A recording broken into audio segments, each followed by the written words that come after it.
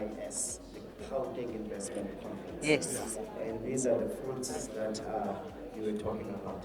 Please tell us the significance and the impact this facility will create.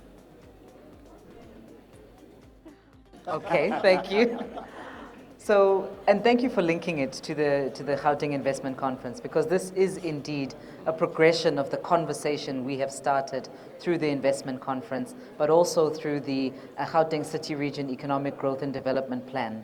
As you would recall, the automotive sector is critical to the Gauteng Growth Plan, and we had a number of projects that were also unveiled and investments that were made that are going to then be supporting the automotive sector, but also Tshwane as a whole.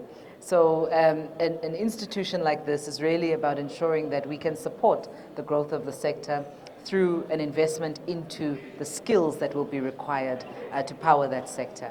You know, once the investors are here, we also need to make sure that we onshore the talent and the skills and the knowledge that will be built out of those investments. They mustn't just come and invest and then the people and our people in Tshwane and in South Africa don't benefit from those investments.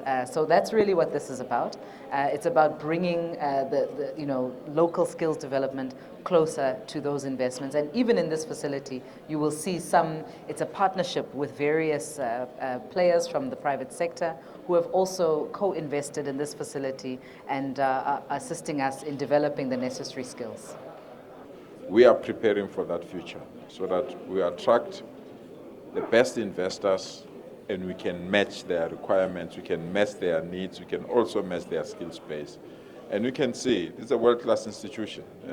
So whatever skill that is needed, we can see we are capable and able to bring that particular skill and to produce that particular skill. I'm told the classes are here, so you learn theory, then immediately come and learn the practical component. That's what they need. I mean, that's what investors need. And we are thrilled and excited that we can launch this training academy for that purpose. And the automobile industry to us is not only an industry, it's an anchor to our economic development as a province.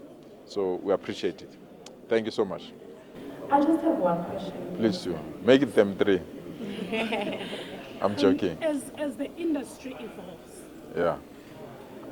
As the industry evolves, are we considering to have automotive industry? Because it's growing. And having, I know that we do have a Minister of Electricity. Yeah. I'm sure that we can also consider having ministry in automotive because it's too big. On his behalf. But what I will say is that, I think that we have to certainly draw a focus on our key industries. And whether it's automotive, whether it's agro-processing, the manufacturing sector as a whole, our focus should be on labor absorption, how we create and support industries that create more jobs and can absorb the skills that we have in our economy. So I would leave that up to the powers that be to make the decision, but I would certainly advocate to have a very strong focus on an economic ministry that is anchored by the key industries. Thank you. Which one are we using? This one. Okay, this is for you. Thank you so much. I always warn when one industry reaches its peak, we believe is the end all. Actually, one head of state in another country, and you'll know which heads of state I'm referring to, uses tariffs to fight new battles. And if we have a ministry that concentrates on one component of the economy and we are hit with tariffs, you can shut down an entire industry. So you need the cross subsidy and relationship to assist you to develop. I mean, if that strat of Humas is closed, it means you're going to struggle with fuel, you're going to struggle with many other things. And it really affects many other industries. Even though I'm a proponent of elevating certain industries that are propelling the economy of the country, we must also remember that you've got other industries that you also need to develop policy for them. You also have to fund them so that they can be at that level.